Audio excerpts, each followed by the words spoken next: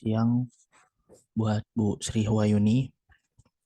Perkenalkan, nama saya Ricky Rivaldo dari Prodi Sistem Operasi, Sistem Komputer. Saya ingin mempresentasikan tentang ide usaha saya yang berjalan di bidang percetakan atau desain grafis.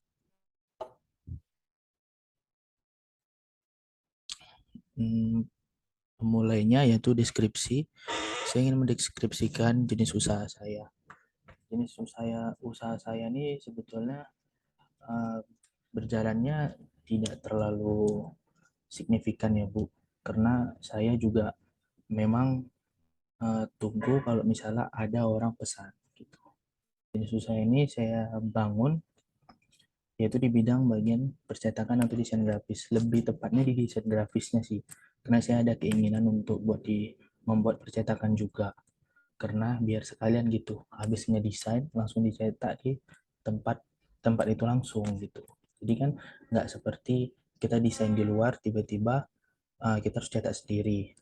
Ini saya ingin ngebuat percetakannya, tapi untuk sekarang kan saya berjalan di bidang desainnya aja dulu.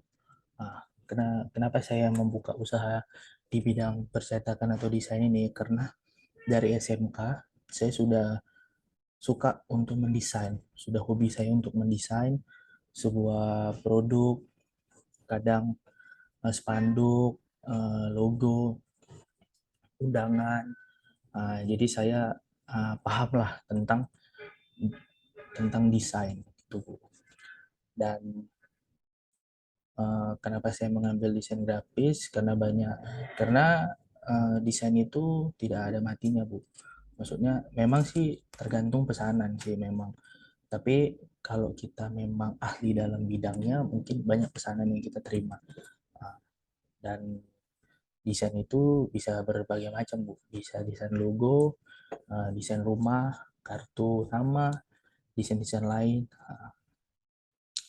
Dan desain itu tidak terlalu ribet sih untuk peralatannya Bu. Karena cukup dengan laptop dan aplikasi, paling penyimpanan yang cukup lah.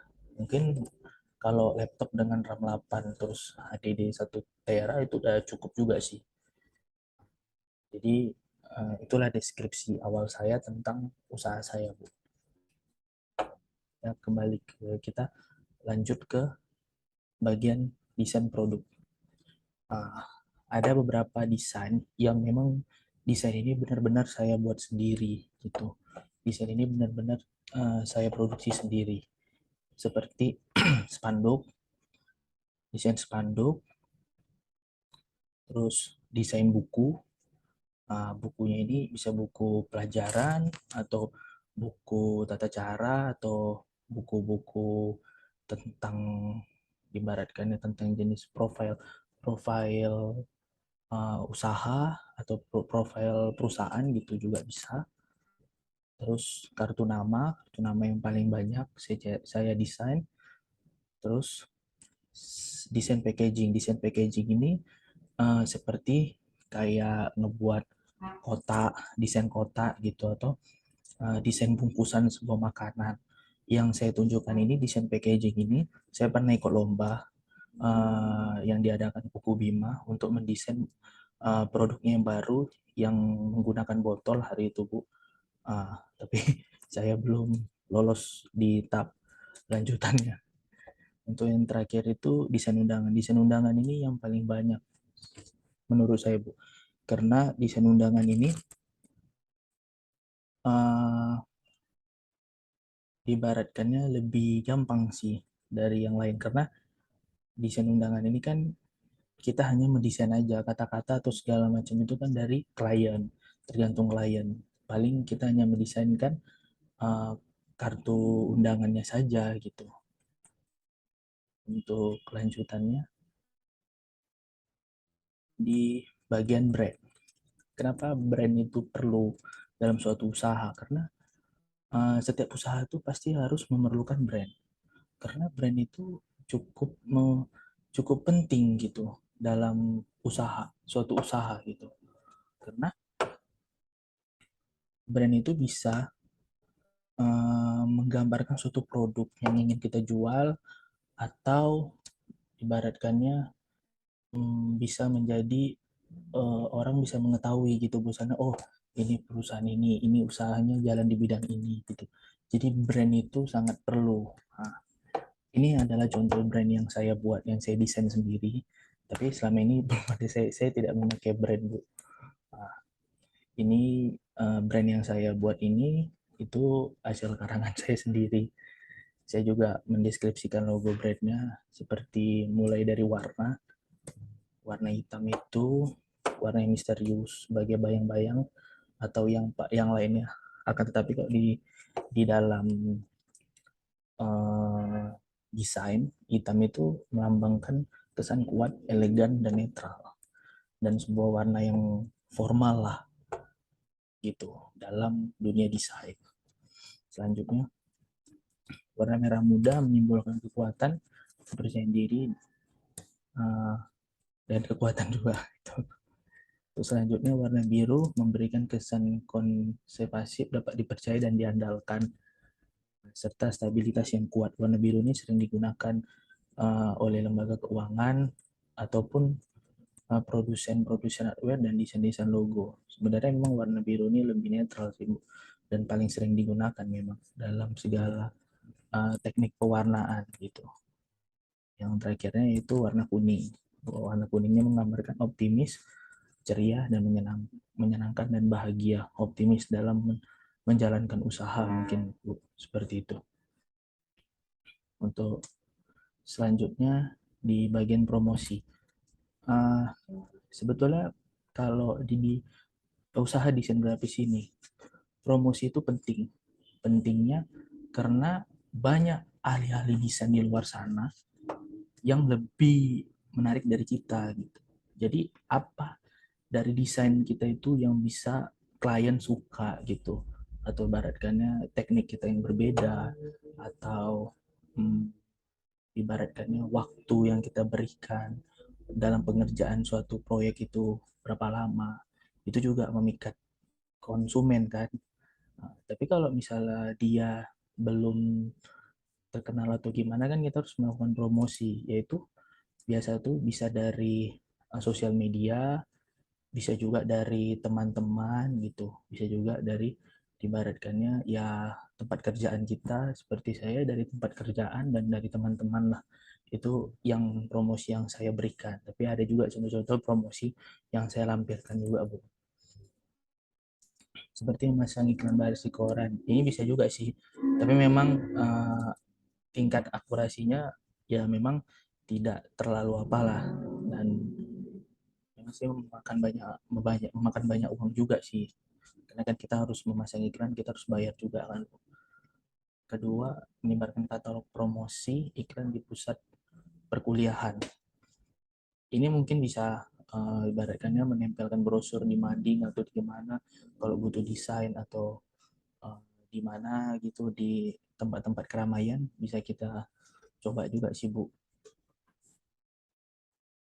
Mendekati calon konsumen lewat telepon secara aktif, ini sebetulnya sih ini rancangan saya gitu ya. Dibaratkannya biasa konsumen-konsumen yang sudah pernah memesan atau memesan jasa kita, bisalah kita komunikasikan lagi gitu. Maksudnya Pak, kalau misalnya ada desain-desain yang perlu, atau memang Bapak ingin memerlukan di ahli desainer untuk ngedesain proyek Bapak, ya bisalah kembali menelpon saya gitu. Mungkin bisa juga dari nomor 3 ini, Bu. Terus keempat, bisa melalui Instagram, unggahan konten, dan menggunakan iklan-iklan Instagram untuk mencakup promosi. Ya seperti kita ngedesain, terus kita upload ke Instagram, kan banyak nanti orang melihat, Bu, oh desainnya menarik. Nah, enggak, orang bisa melihat keaktifan kita dalam sosial media. Itu juga poin juga sih, Bu, dalam berusaha membuka usaha di bidang desain ini. Untuk selanjutnya, ini pertanyaan seputar desain gini ya, Bu. Mengapa saya memilih desain grafis menjadi usaha saya? Karena yang seperti saya bilang di deskripsi tadi, saya memang sudah uh, hobi dan sudah suka terjun di bidang desain semenjak saya SMK gitu. Karena dulu saya juga pernah kerja di bagian percetakan juga sambilan sekolah, pulang sekolah saya kerja juga. Jadi saya juga pelan-pelan juga suka mendesain. Jadi dari situ saya hobi desain saya itu bangkit, dan setelah tamat sekolah saya ikut pelatihan juga selama 4 bulan, mengambil sertifikat junior junior desain grafis. Nah, dari situ minat saya juga makin berkembang, karena pelan-pelan juga sampai sekarang saya juga mengerjakan juga sih proyek-proyek kalau misalnya ada yang diberikan oleh teman-teman saya, atau bahkan uh, baratnya guru-guru yang dulu pernah menjadi pelatih saya di pelatihan itu, Bu. Ya. Terus keduanya, proses dalam mendesain itu cukup banyak sih, Bu. Cukup banyak, tergantung jenis mendesainnya. Contohnya seperti desain spanduk itu ya, kita harus mengetahui tuh dia tuh membuat spanduk itu di bidang apa. Misalnya dia itu membuat spanduk, dia mesin spanduk dan dia punya usaha di bidang uh, jahit, tailor. Kita harus menambahkan desain-desain atau bumbu-bumbu tentang penjahit ya, seperti kita tambahkanlah gambar-gambar gunting atau gimana, tapi jangan gambar gunting-gunting gitu, tapi lebih ke animasi gitu biar jadi menarik. Terus warna juga, dalam memilih warna juga penting dalam mendesain, karena warna itu kan jadi membuat sebuah desain itu menarik. Kalau kita salah mengonversi warna, itu bisa hasil desain kita itu nggak menarik di mata klien gitu, dan di mata orang juga. Ibaratkannya dari gelap terang gitu kan, orang juga tanda tanya juga kan bagaimana desainnya, seperti itu. Jadi dalam memilih warna juga perlu diperhatikan elemen-elemennya, logonya, terus kecerahannya, terus gambar-gambar yang kita ambil untuk menjadi hiasannya juga kita harus perhatikan. Karena kadang kalau kita ngambil gambar dari Google gitu kan, itu kalau diperbesar bisa pecah gambarnya, jadi jelek, jadi buram. Itu perlu diperhatikan, jangan sampai salah mengambil elemen-elemen itu. Selanjutnya, bagaimana cara mengikuti tren desain grafis? Cara saya untuk mengikuti tren dalam dunia desain ini yaitu dari aplikasi-aplikasi seperti Pinterest, terus kayak DeviantArt, itu aplikasi dan website desain. Jadi saya bisa ngelihat dari situ desain apa sih yang menarik di tahun ini yang banyak orang sukai gitu. Terus kita lihat dari sosial media juga, Bu.